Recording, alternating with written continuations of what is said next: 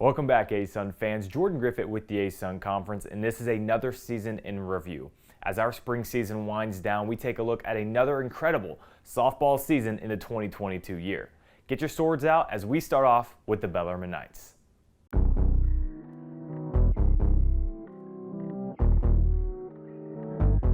It was a year of building for the Bellarmine Knights as they finished their second season under the ASUN Shield. Two big bright spots for the Knights were Grace Werner and Hannah Webb. Werner succeeded not only on the field, but in the classroom. She batted .302 this year, the only Bellarmine Knight to bat above the 300 mark, also with a .362 on-base percentage, as well as finding herself on the ASUN All-Academic team. She was followed very closely behind Hannah Webb, who had 151 at-bats, 44 hits to lead the Knights, along with 13 doubles. No Knight even reached double digits this year, along with 2 home runs and 17 RBIs, a 3-way tie for the most on the Bellarmine squad. Now over to the Jacksonville Dolphins. The Dolphins were no easy company the entire year, scoring 9 conference wins and showing a flair for the dramatic with a walk-off win. That win came versus the Stetson Hatters to earn the 3-game series sweep, and that win also marked the 100th victory for head coach Erica Ayers.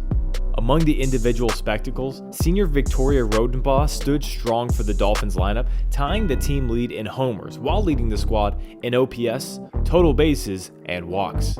The most impressive part of her season was the eye-popping on-base percentage, standing on the base 46% of the time. She was paired with one of the best sophomores around the conference with Allison Braytek, who finished the season above 300 batting average, knocking through 42 hits to lead the Dolphins. Not far behind her was her sister, Madison Braytek. Madison landed on the ASUN All-Freshman team with a .256 average. When it comes to offense, the future looks bright with the Brayteks and many more. In the circle, Skylar Whitley buoyed the pitching staff, collecting 10 wins while providing the workhorse for Jacksonville, throwing 161 innings, collecting 2 shutouts. Moving on up to the Eastern Kentucky Colonels. With the first ASUN season under the Colonels' belt, they show that they will continue to be a problem for the league after holding on to 9 conference wins this year. If you want to look at a competitive non-conference schedule, look no further than EKU in 2022. They began the year with the University of Iowa, Wisconsin, Pittsburgh, Penn State, and to top it all off, playing the ranked number 23 Northwestern, just to follow that up with Ole Miss just days later. Taking all of those games into consideration, it certainly set them up for a strong inaugural ASUN season with 2 series wins by way of sweep. The Colonels marched well on the road, earning 8 of their 13 total wins this year, coming away from the home field. It was the Sammy Miller showcase all season long as she ended the campaign with a .325 average, finishing top 15 in the conference. And you better keep her off the base pass because when she got there, she was stealing bags, earning 16 stolen bases. While Sammy Miller was getting on base, Jasmine Miller was bringing her in, blasting a team-high 8 home runs.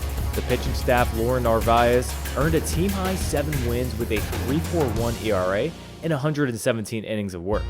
The duo of Narvaez and Samantha Reynoso combined for 77 punchouts and 13 complete games. Now we head back down to Florida for the FGCU Eagles. The Eagles kicked off their season with a monster upset over the number 8 ranked Texas Longhorns in the FGCU Kickoff Classic, then toppling number 10, the Florida Gators in Gainesville in the season finale. The Eagles knocked through 18 wins this year, with half of those coming in conference play. Canna Davis uncanned plenty of bombs this year, clobbering 13 home runs with a .374 average on 52 hits, also earning ASUN All-Conference second team and ASUN All-Academic team. Davis was able to sling the ball all over the yard and get on base, which showed itself in the box score, wrapping up the season with a 1200 OPS to stand toward the top of the conference. Her 106 total bases ranked 3rd in the league, which rounded out a more than outstanding season. While Davis was putting up stats, teammate McKenna Batterton accomplished a feat of her own. Batterton became the toughest player to strike out in the ASUN, punching out only 7 times in 139 at-bats. You also have to talk about the arm of Allie Holm, who threw a stellar season with 150 innings of work, allowing just over 3 runs allowed per game. Holm was responsible for 11 wins in the circle, reaching triple digits in strikeouts. With the season said and done, the Eagles faced 7 separate top 25 teams this season and ended the season with a win over the Florida Gators. Now we head to the Music City to review the Lipscomb Bisons. We come to the first team in our season in review to make the ASUN championship, as the Bison scored the 8th seed after winning 20 games on the year.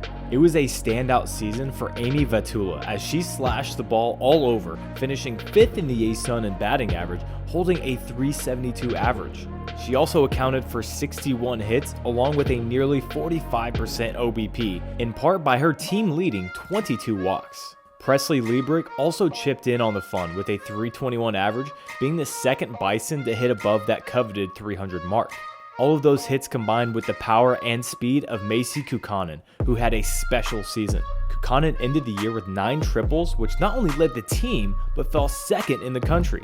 She then scorched 8 homers to lead Lipscomb, while leading the team in total bases with 15 more than the next closest player. Starter Kate Peters also cracked the double-digit win mark with 11 and posted a .379 ERA. She was paired with the arm of Emily Yakubowski, sitting down 73 hitters in just 81 2/3 innings of work. The Bison's season ended with a thrilling game versus the JSU Gamecocks, with a game that extended into the 10th inning in the ASUN Championship. Let's visit Florida for the second time in this review with the Stetson Hatters. Stetson started off their season with a slew of non-conference wins versus programs like Georgia State, FIU, Maryland, Rhode Island, and Hofstra. After a 21-win season, they pulled off 3 series wins in the ASUN over UNA, Bellarmine, and Florida Gulf Coast. One of the biggest games of the year for the Hatters was their win over the Liberty Flames to spoil the Flames' perfect conference record in the very last game of the regular season. The season was lifted thanks to the pitching staff, with Lauren Klein garnering 9 wins over 100 innings and Lauren Hobbs with a team-high .292 ERA, striking out 112 batters. The Hatters eclipsed the coveted 300 batting average mark with Brianna Clary and Danielle Diaz. While they were taking care of the hits, Lizzie Schubert would slug the ball, posting a team-high .469 percentage, knocking 9 balls over the fence. Her team leading 33 ribbies solidified herself as the team's most powerful hitter. Much like the Bisons, the Hatters ended their season in dramatic fashion with a 1-run game in extra innings to the Kennesaw State Owls. Next up, the Jacksonville State Gamecocks. There are several superlatives to give out after an incredible season for the Gamecocks, starting off with the ASUN Freshman of the Year, Kat Carter. Carter held up a .313 ERA, earning 16 wins and surpassing the 200 innings pitch mark, being the only ASUN player to do so. Along with Carter, fellow freshman Sarah Curry tore her way to a sub-3 ERA and rarely gave up the free pass, surrendering just 37 walks all year. Both players earned ASUN freshman team honors after combining for 27 victories. Outside of their electric pitching staff, they had more than a few hitters turn some heads, starting with Megan Fortner's ability to find the gaps. With 17 doubles this year, she landed 16th in the NCAA in that category. Along with Fortner's gap power, Addie Robinson had similar success with the long ball. Although she started only 29 games, she made the most of her field time, with 9 round trippers being a team high, as well as 39 RBIs. She was one of 4 Gamecocks that hit above the 300 mark, with Cameron McLemore, Lindsey Richardson, and Carson Mosley rounding out that group. JSU hung on to the number 5 seed in the ASUN Championship and scored a postseason win over the Lipscomb Bisons in a 10th inning walk-off home run from Carson Mosley. Now we head to Georgia to review the Kennesaw State Owls. When it comes to the Owls, you have to be in awe of the season that Taylor Cates put together. Here's a picture of her year in the ASUN. Tied for first in home runs with 19, second in batting average at .390, first in slugging percentage by a margin of 94 points, third in doubles with 15, and the list just continues to go on. 2 of those 19 big flies came in walk-off fashion versus Georgia State and Jacksonville State. Cates was top 25 nationally in home runs per game, slugging percentage, and total bases. There was not an easy out in the middle of the order for the Owls because Cates was protected by 300-plus hitters, and Faith Alexander, Renaya Bailey, Cheyenne Sales, and Kiera Cooper also batting in the 290s. It was yet another outstanding season for the sophomore Melanie Bennett, as she once again worked as the ace for the Owls squad. After pitching nearly 200 innings, Bennett maintained her swing and miss stuff with 181 strikeouts, landing second in the conference and top 60 in the NCAA. When it comes to the postseason, the Owls saved their best performances for last. KSU tied 2 ASUN championship single-game records, scoring 14 runs and 13 RBIs over the Gamecocks, with Cates hitting 2 of the 5 home runs in that game. Center fielder Katie Greep had a monster tournament performance, and she landed on the All-ASUN tournament team along with Melanie Bennett. Next up, the North Alabama Lions. The Lions are the first team in this season in review to reach the 40-win tally, earning a 40-20 record with a 15-9 ASUN mark.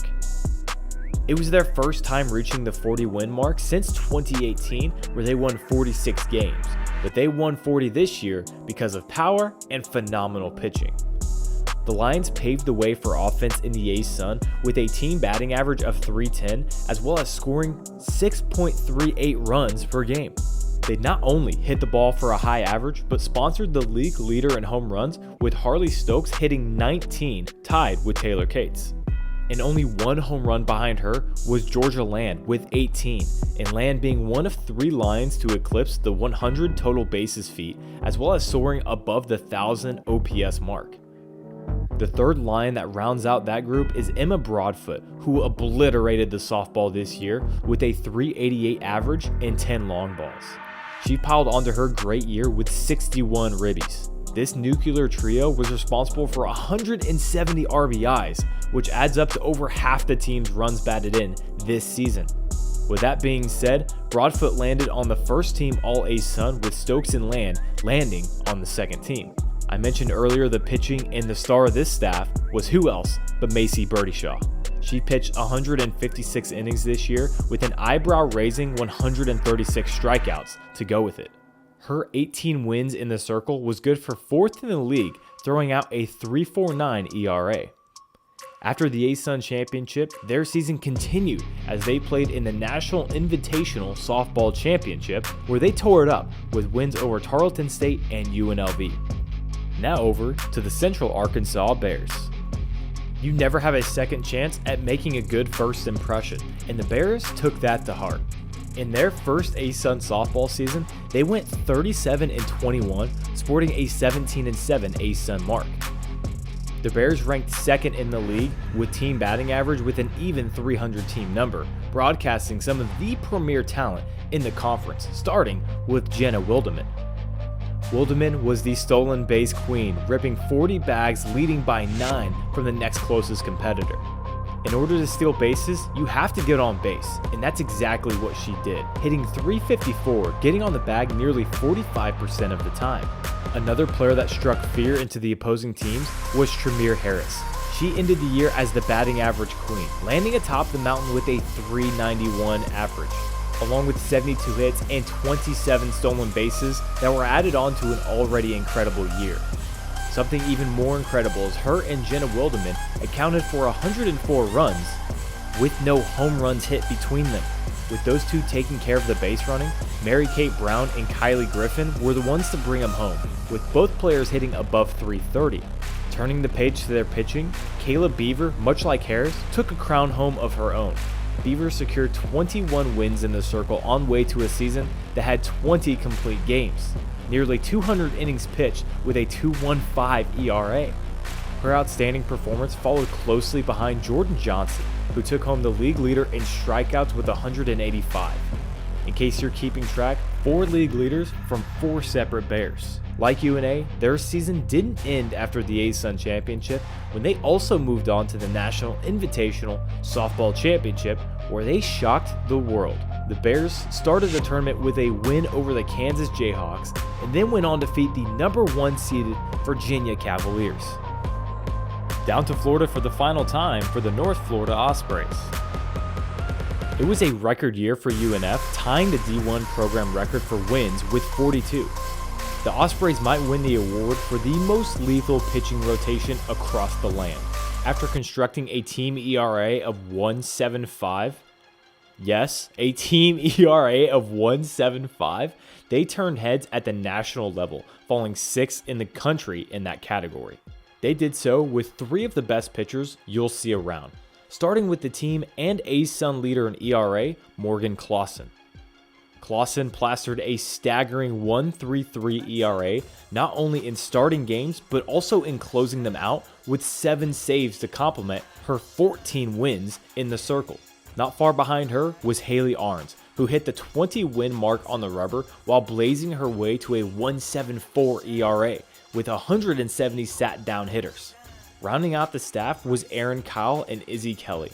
Kyle's ERA was an abysmal 1.84, with none of the starters' ERA leaving the ones. Reliever Izzy Kelly also chipped in with 30 innings this year, with the staff putting together 56 combined scoreless innings to help lift UNF to 2 separate 10 and 13 game win streaks this year. Once you run out of the superlatives for the arms of UNF, you have to give credit to the sluggers on the other side.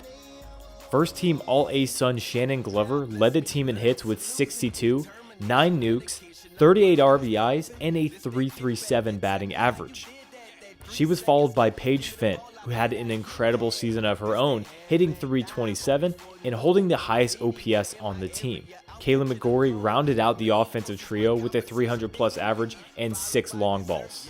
An incredible season went all the way until the end of the ASUN Championship for the runner-ups. We have finally made it to our ASUN champions, the Liberty Flames. Where to even begin with this team? I think we should start with the postseason awards. It was almost all Flames as they took home Player of the Year, Pitcher, Defensive Player, and Coach of the Year. Before we get into the specifics of this team, let's look at the record. They were 44-18 overall and 23-1 in the ASUN. Their lone loss coming at the hands of Stetson in the last regular season game by just 1 run. Domination is the word that comes to mind. Looking at our 2-time ASUN Pitcher of the Year, Emily Kirby. Kirby finished the year with a 2.27 ERA, along with 14 wins, allowing just 73 hits and holding opponents to a 181 batting average. Her 134 punchouts helped carry 11 complete games and 6 shutouts. Right behind her in the rotation was Carly Keeney, who garnered 19 wins with a 2.45 ERA and 171 innings under her belt. Now looking at the ASUN Player and Defensive Player of the Year, catcher Caroline Hudson. Hudson dominated in all facets of the game, blasting 17 round trippers with 53 runs batted in while throwing out 19 runners on the base paths, falling 19th in the country from behind the plate. Her 649 slugging percentage marked 5th in the league to go with her 12 doubles. Leading the way this year was back-to-back Coach of the Year and Olympic gold medalist Dot Richardson. Richardson's Flames then swept their way through the ASUN Championship, outscoring opponents 26-5, facing UNA and UNF. In the NCAA tournament, they let their presence be known right away with a 2-0 victory over the UGA Bulldogs. After a near flawless ASUN season, the Flames remain ASUN champs.